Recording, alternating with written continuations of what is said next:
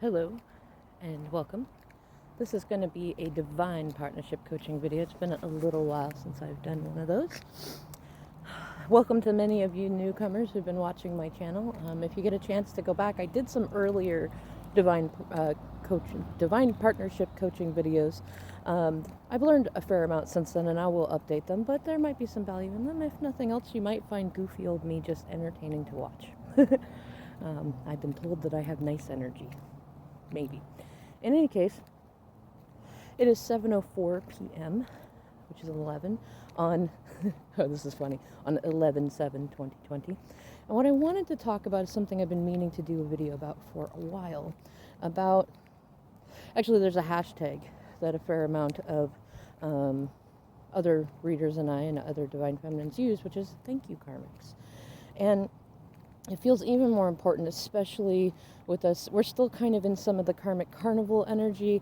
We've entered into what I call the great unraveling, where a lot of us have been, and it's like it's funny, the parable about if you take an arrow and you pull it, you pull it back as far as you can, the farther you pull it back, the farther it goes when you shoot it forward. And at some point you have to let it go or it breaks.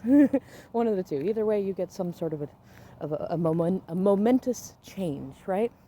And the great unraveling to me feels like if you took one of those, I want to say the Beyblade toys, but kind of like an old spinning top, but if you put a string around the top of it and you wind it and wind it and wind it and wind it around it, and then you put your finger on the top, you put it on the table and you pull the string away until it's like spinning there in the middle, almost like just gyrating in one place.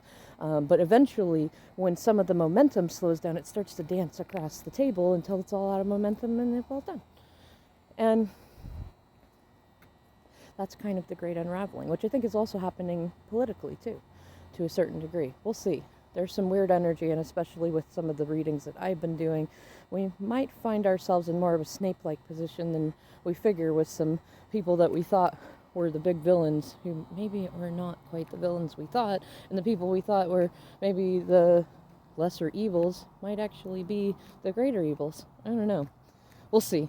I've been kind of avoiding predictions in those realms because, well, I just don't want people to be mad at me, whether I see the truth or not. Anyways,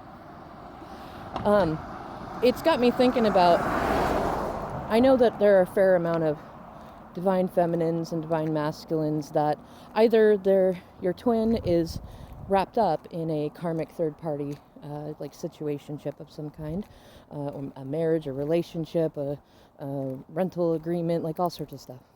Or I know that a fair amount of you could be caught up in just the idea of a time that such a thing happened and are not yet in a place to recognize that your partner needed to learn some lessons that they couldn't learn with you.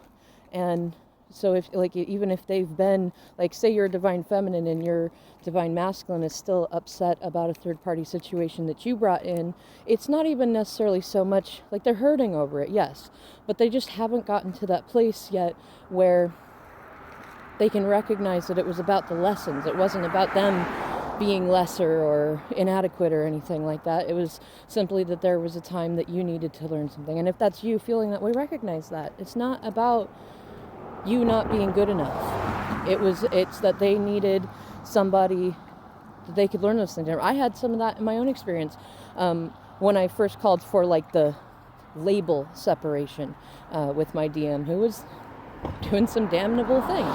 And I had been looking into attachment traumas. We've been doing